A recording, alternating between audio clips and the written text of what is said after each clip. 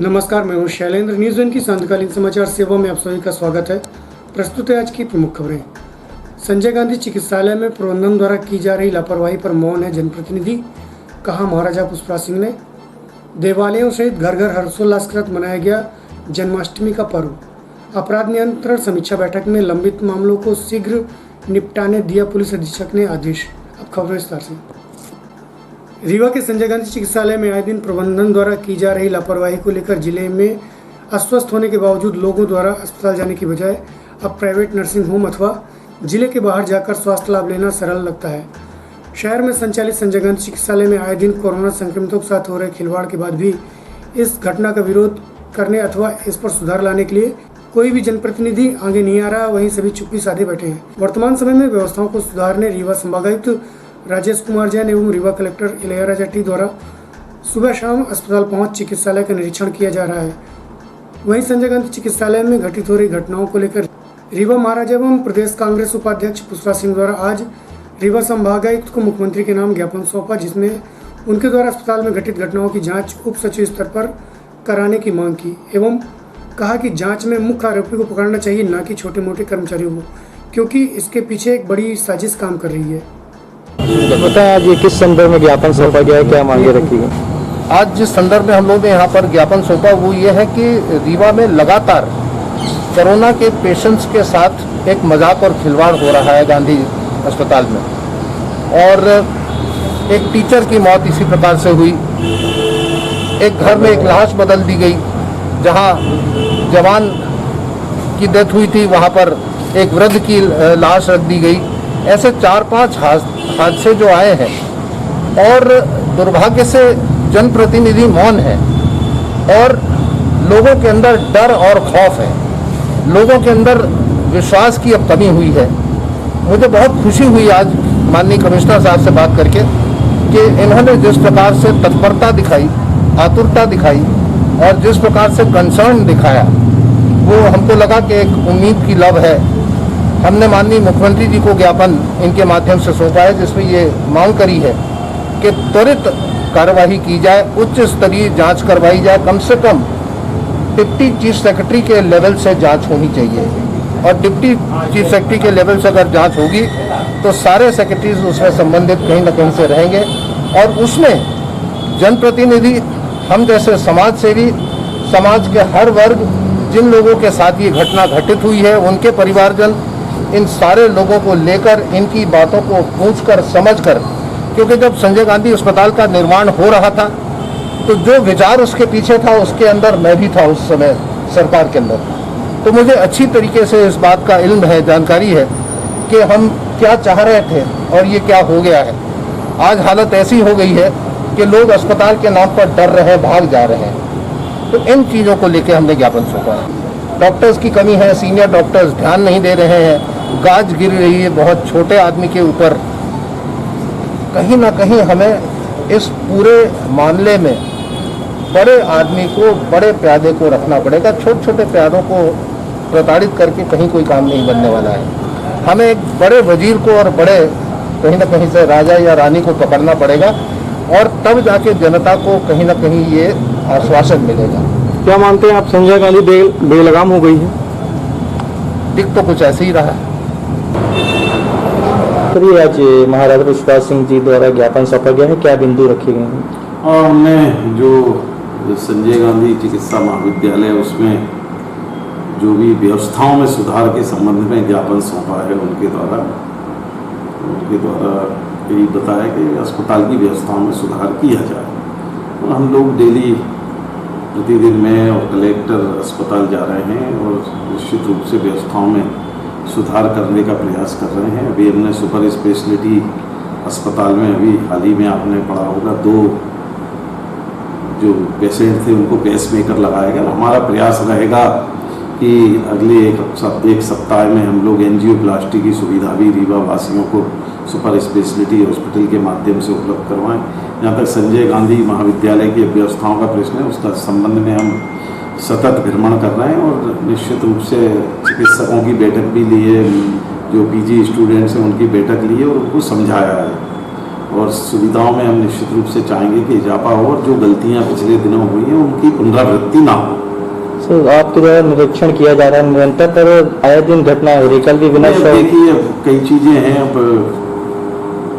Doctor निश्चित रूप से कहीं ना कहीं लापरवाही है और हमारा प्रयास रहेगा कि भविष्य में ऐसी घटनाएं ना घटें और इनकी पुनरावृत्ति भी ना हो। ठीक है सर, जांच की क्या अभी तक? जांच अभी आने वाली, मजिस्ट्रियल इंक्वायरी, थोड़ा 1-2 दिन का समय लगता है उसमें। रीवा जिले के त्योतर तहसील कार्यालय में बने लोक सेवा केंद्र में पदस्थ कर्मचारियों पर भ्रष्टाचार करने का आरोप लगने लगा है।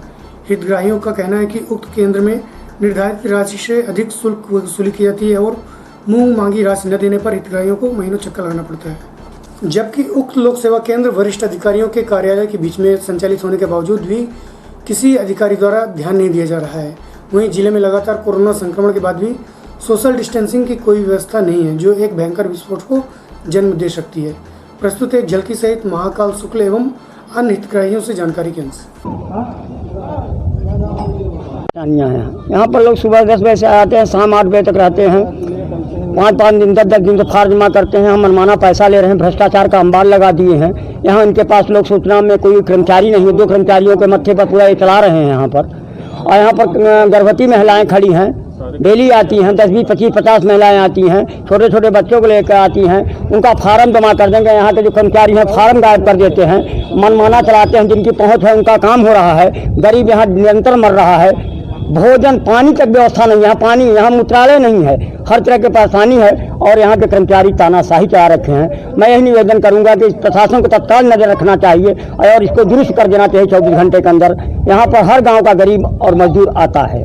बस इतने कहा। क्या नाम है? कहाँ से आती है? हम सोहागी से आते हैं। क्या परेशानी आ रही है यहाँ? हम 5 दिन से आज आधार कार्ड का दौड़ रहे हैं, हमारी कोई सुनवाई नहीं। हम लड़का बच्चा लेके मर रहे हैं बरसात में, तो क्या नहीं सुनते हो? हमारे इतने आवेदन है कि हमारा राशन आधार कार्ड बन जाइए। क्या बोलते हैं? कहते हैं कि तुम्हारा वे फॉर्म ही नहीं आवा, फॉर्म आज 5 दिन से जमा कर रहे हैं।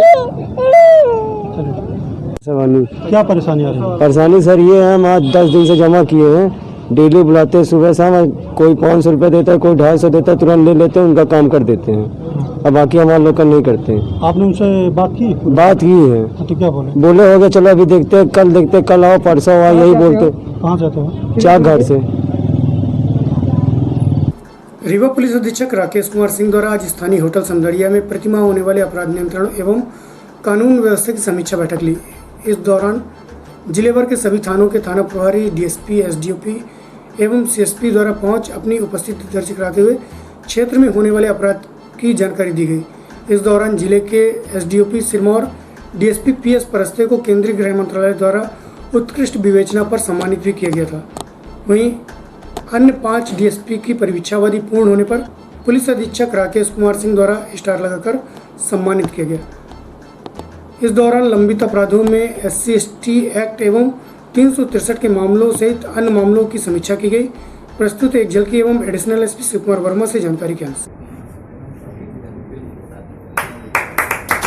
व्यक्ति है तो लेवल 2 पे जब शिकायत जाती है दूसरे लेवल पे, तो आपका दायित्व तो बनता है आप करनी है। ठीक है,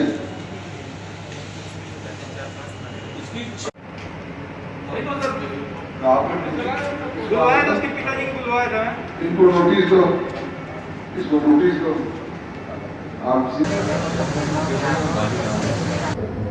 हाँ, हमारे पुलिस अधीक्षक महोदय द्वारा ये मंथली अपराध की समीक्षा होती है, पेंडेंसी की समीक्षा होती है। उस समीक्षा के तहत ये मीटिंग ऑर्गेनाइज की गई थी, जिसमें समदड़िया में रखने का उद्देश्य था कि हमारा कंट्रोल रूम छोटा है तो सोशल डिस्टेंसिंग का पालन भी हो जाए। उसी में ज़िले के सभी थाना प्रभारी उपस्थित थे, सभी राजपूत अधिकारी आए थे। तो उसमें जो लंबित अपराध थे, चालान, खात्मा खारिजी और बहुत सारी शिकायतें और अन्य तथ्यों के बारे में जो जानकारियाँ बुलाई गई थी, उनकी समीक्षा की गई पुलिस अधीक्षक महोदय द्वारा। साथ ही उसमें हमारे एक डीएसपी साहब हैं, एसडीओपी सिरमौर श्री पुण्य सिंह परस्ते, उनको रिवार्ड मिला है अच्छी विवेचना और आरोपियों को सजा दिलाने के लिए। उस सम्मान में उनको जो पुरस्कृत किया गया है, तो उनको हौसला अफजाई के लिए उनको भी वहाँ सम्मानित किया गया। साथ ही हमारे डीएसपी प्रोबेशनर थे 5, उनका परिवीक्षावधि पूर्ण हो गई है, तो उनको भी आज वहाँ पुलिस अधीक्षक महोदय द्वारा स्टार लगाकर उनको भी सम्मानित किया गया।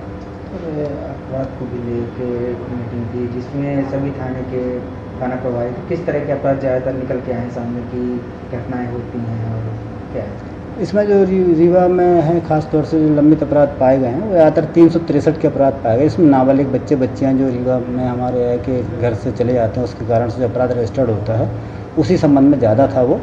साथ ही इसमें अन्य अपराधों की भी समीक्षा की गई जिसमें से SC/ST एक्ट के अपराध थे, ठीक है, और गंभीर अपराध थे, उनकी समीक्षा की गई। विगत दिवस पूर्व मोगंज के विवेक कुशवाहा के उपचार के दौरान हुई मौत के बाद अस्पताल प्रबंधन द्वारा लापरवाही करते हुए शव को अंतिम संस्कार कर दिया था। वहीं परिजनों द्वारा शव मांगने पर एक वृद्ध का शव दिखाया गया, जिस पर परिजनों ने प्रबंधन पर आरोप लगाते हुए कार्रवाई की मांग की। वहीं आज पुणे मोगंज से करीब 2 सैकड़ा लोग जीवित बेटे की मांग करते हुए रीवा पुलिस अधीक्षक कार्यालय एवं रीवा संभागायुक्त कार्यालय पहुंच कार्रवाई की मांग कर रहे थे। परिजनों का कहना है कि मुझे न तो मृत्यु के बारे में जानकारी दी गई और न ही शव दिखाया गया था, तो हम मानते हैं कि मेरा बेटा अभी भी जीवित है। प्रस्तुत परिजनों सहित बसपा के जिलाध्यक्ष एडवोकेट अमित कर्नल से जानकारी के अंश।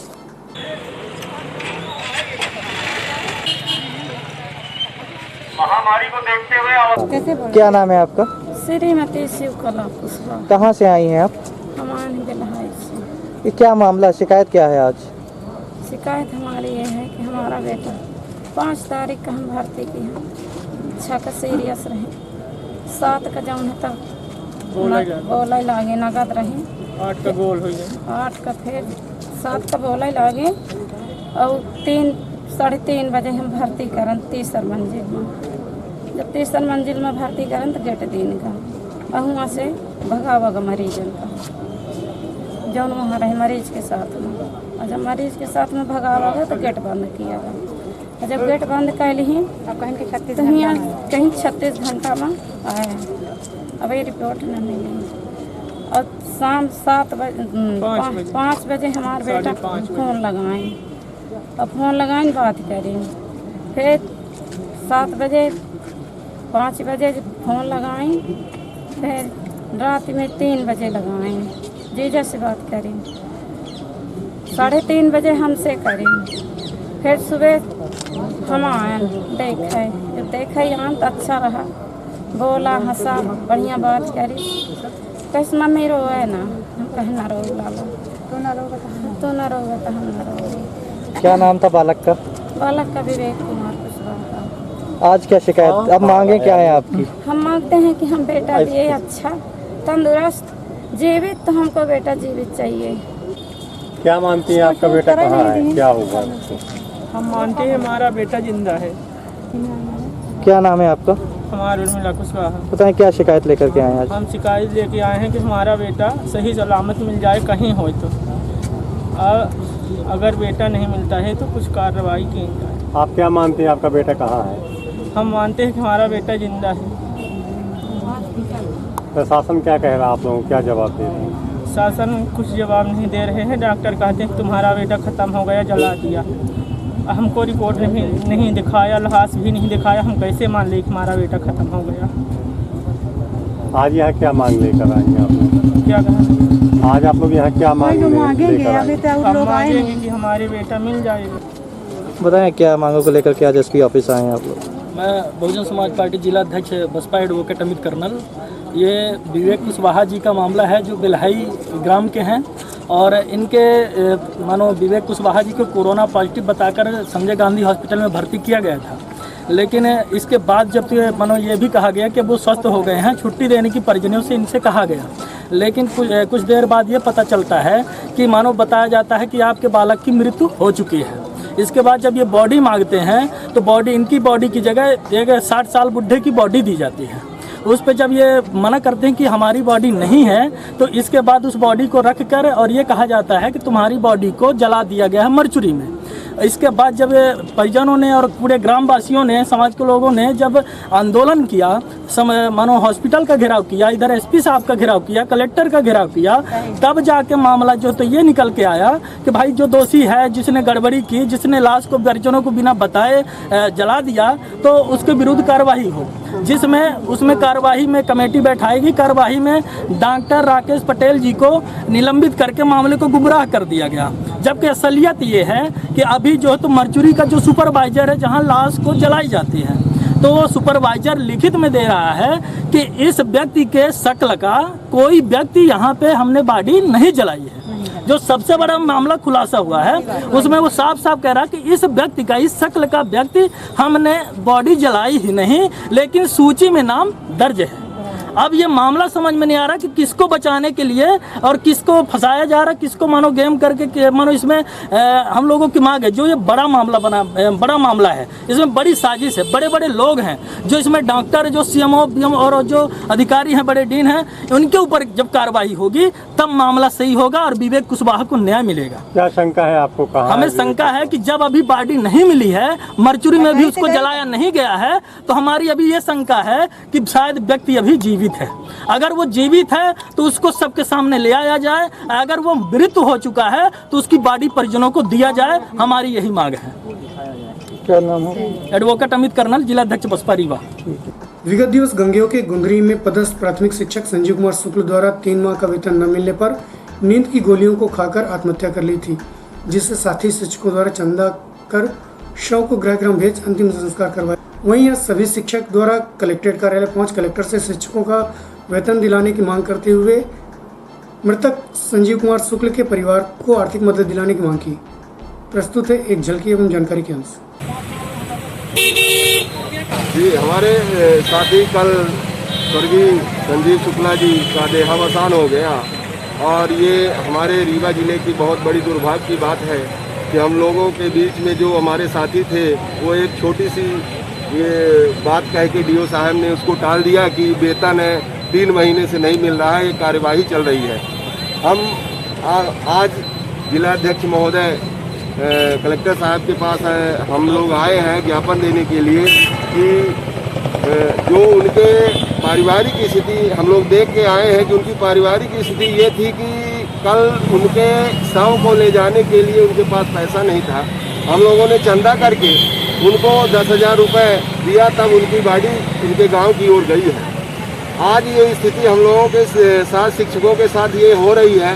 हमारे ऐसे शिक्षक भाई बहन हैं कि जिनके पास हर महीने की जो सैलरी आती है उस सैलरी के आधार पर वो अपना पालन पोषण करते हैं। उनका बैकग्राउंड में ये देखा जाए घरेलू स्थिति तो शून्य रहती है, लेकिन शासन हम लोगों की मेहनत का पैसा मई से लेके मई, जून, जुलाई अभी चल रही है। आज 13 तारीख हो गई, 13 तारीख तक का पैसा ऐसे हमारे हजारों शिक्षक साथी हैं जिनका खाता में पैसा अभी तक नहीं पहुंचा।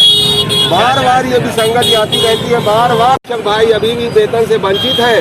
रीवा जिले के वो पूरे शिक्षक भाई बार बार आवाज उठा रहे हैं। कई बहनें यहाँ पर हैं और भाई भी हैं जिनका वेतन अभी भी नहीं पहुँचा है। बार बार इसी आशा के साथ हम लोगों के साथ दौड़ रहे हैं, आवाज उठा रहे हैं कि हमारा वेतन कब तक आएगा।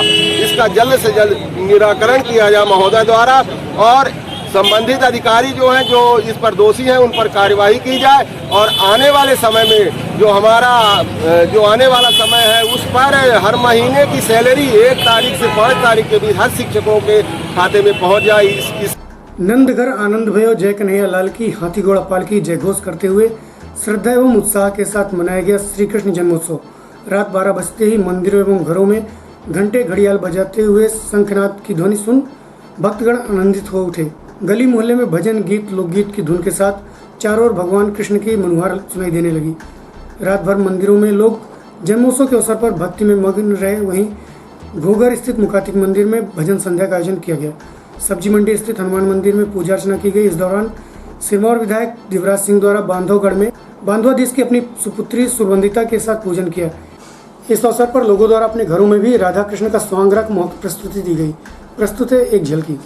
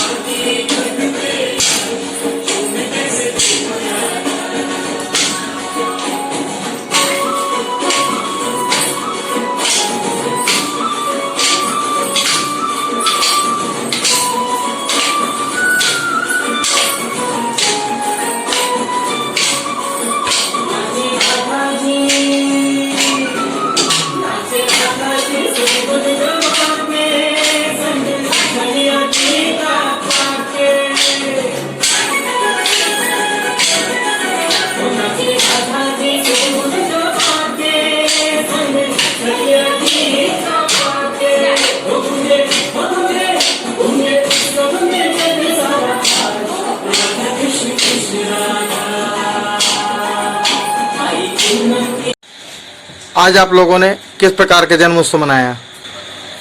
जैसा कि आप सभी जानते हैं कि कोरोना हमारे भारत में कितना ज़्यादा फैला हुआ है, लेकिन हम अपनी जन्माष्टमी तो उसकी वजह से ख़राब नहीं कर सकते ना, तो इसलिए हमने घर में ही अपने प्रोग्राम का प्रारंभ किया और भिन्न प्रकार के वेशभूषा पहने, राधा कृष्ण का कंपटीशन भी रखा।